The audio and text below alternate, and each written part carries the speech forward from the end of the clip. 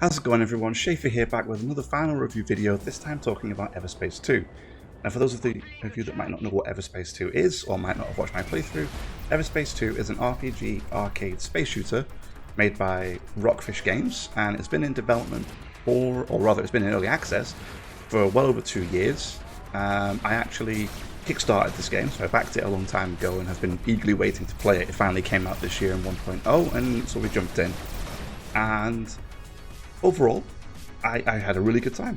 I thought Everspace 2 was a fantastic game. It reminded me a lot of an old game called Freelancer, which I absolutely loved. That was another space arcade styled game, and I've always wanted another one since Freelancer, and Everspace 2 definitely ticked all the boxes there for me. So if that's your kind of space game, if that's your kind of jam, you'll have a really good time here in Everspace 2, because I did, and it was a lot of fun. You know, the combat is super responsive. It's just point and click for most weapons. Some weapons are lock on or more guided targeting, but it's super easy to pick up and super easy to control.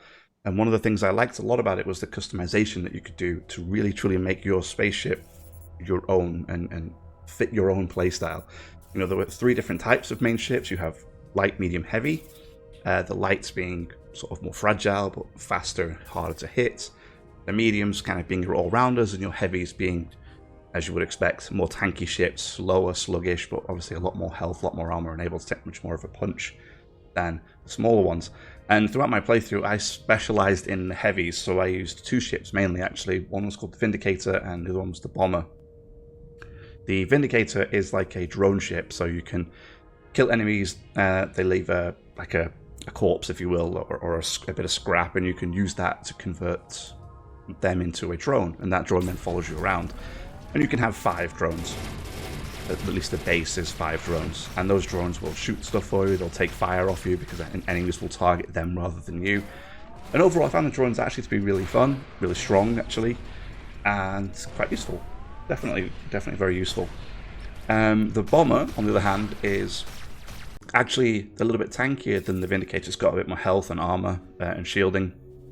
And what it does is it converted your weapons to all use energy.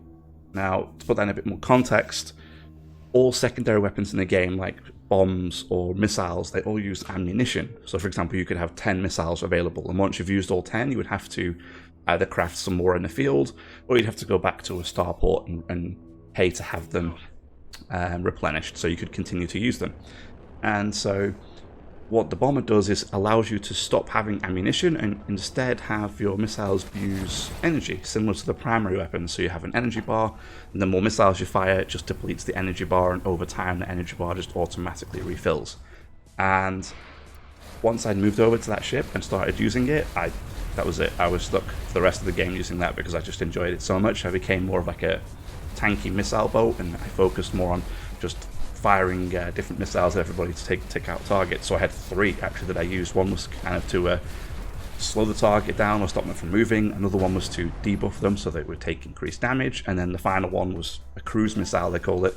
And it's just a giant missile. It does an absolute massive amount of damage and would just kill things. So you could lock them down, debuff them, and then just blow them to pieces. And that was a playstyle I enjoyed playing. And that's just one example of how you can play this game.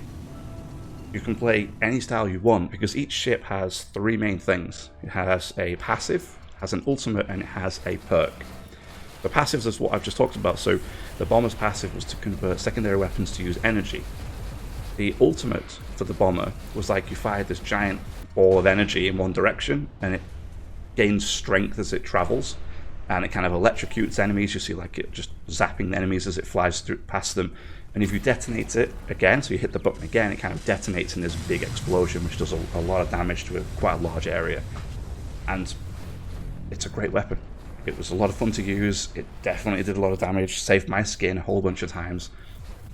And then to go with that, you have the perks. And the perks, they'll do all kinds of different things. And for the Bomber, for example, one of the perks was that when you moved close towards an enemy mine, so if enemies had placed mines around the area, when you moved close to them, it would convert those mines to being friendly mines. So instead of blowing up near you, they would actually turn green, and then they would be non-aggressive to you and would instead attack the enemy when they came close.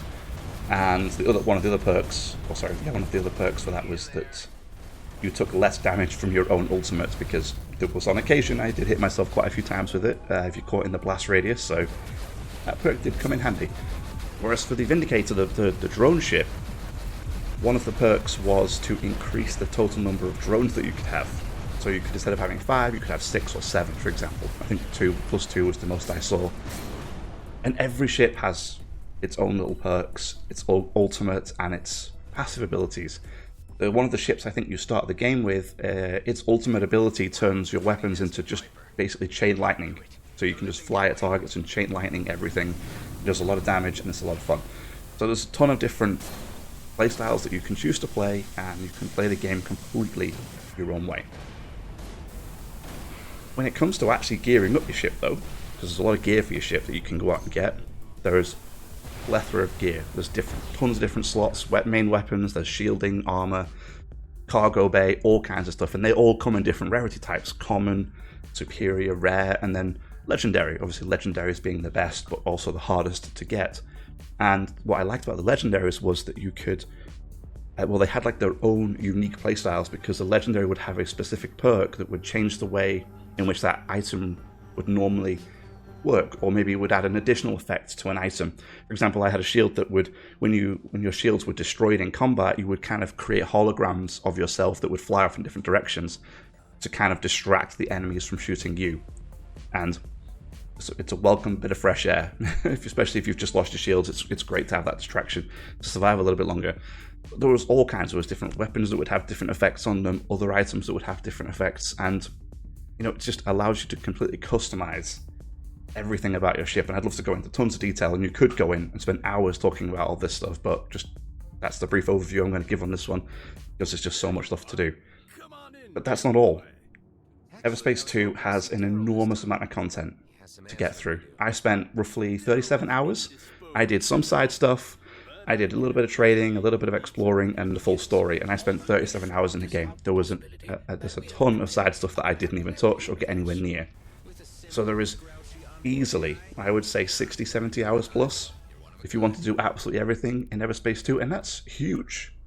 I was not expecting Everspace 2 to be so big, to be so vast, and the story was compelling. I felt engaged to watch it.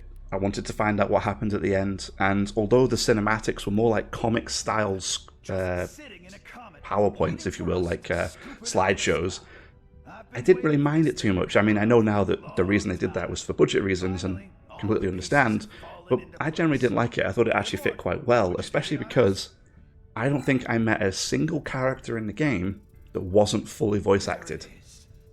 And that's saying something. These days, there can be AAA, games that get released that don't have full voice acting. Everspace 2 has it. Everybody's voice acted, the character sounds great, lots of the characters are very unique, very interesting people to meet, and you kind of get invested, you're kind of interested in who they are as people and where their stories are.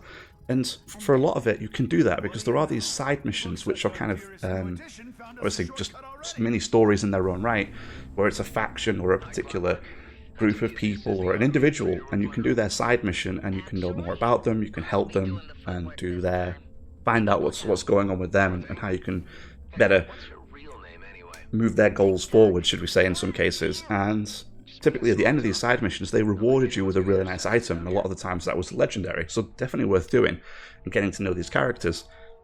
And so there's tons to do, and I was pleasantly surprised that there was a lot to do. I did find, though, especially on very hard, that resources was quite a problem for me.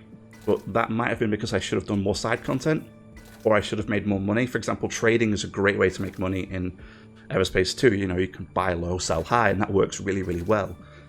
But unfortunately, I didn't take as much advantage of it as I think I probably should have. And I think if I was to do it again, I would definitely spend more time doing that to get some more money. But a lot of the rare crafting materials that you can get to craft your own items, and a lot of the rare recipes for crafting, are hidden behind side content or exploration areas, and I just unfortunately didn't spend enough time doing those to take full advantage of that. So if you're going to play it yourself, I would definitely advise exploring and doing the side stuff as much as you can to make sure you get the best of that. And that brings me neatly onto the companions. So throughout the game, you kind of meet these allies, and certain allies will join you at your home base and become like a companion. And these companions then have perks, and you can invest money and resources and items into these perks to unlock them. And these directly affect gameplay. So for example, one of them might increase the range that you can track to beam items. And then the next upgrade would not only increase the distance you can track to beam items, but it would also branch out to nearby items and pull in multiple items in one go. Which, if there's a lot of items to loot, that's a very welcome change. And one of them was hidden behind one of the really important ones, perks, is on a character called Tareen. He's like a trader, and I think it's his last perk on one of his trees, and it essentially unlocks the highest tier ship in the game, which is tier 4. So before that, the highest you can get is tier 3+, which is what I ended up with at the end of the game. But in order to get tier 4, you have to get Tareen's perk to the end, and then the shops will sell tier 4.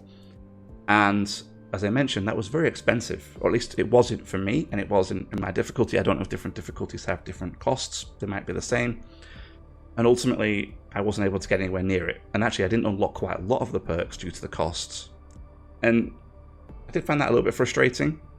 And so, yeah, I think, ultimately, exploration and side missions is probably going to be a good option there to make sure that you can really get the most out of these perks and the most out of these companions. So that is definitely my advice if you're going to pick this game up. And my advice is that if you like arcade space shooters and you like RPG elements in there, I would highly recommend picking up Everspace 2. It's a lot of fun, and there's just so much to get stuck into.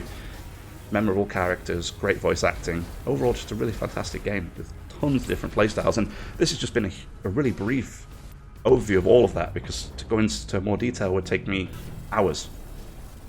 And then there's a post-game.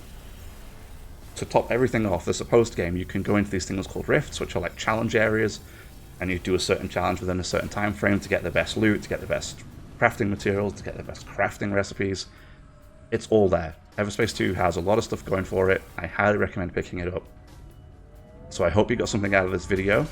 If you watched my playthrough, thank you very much for the support. If you didn't, go watch it. It's a lot of fun.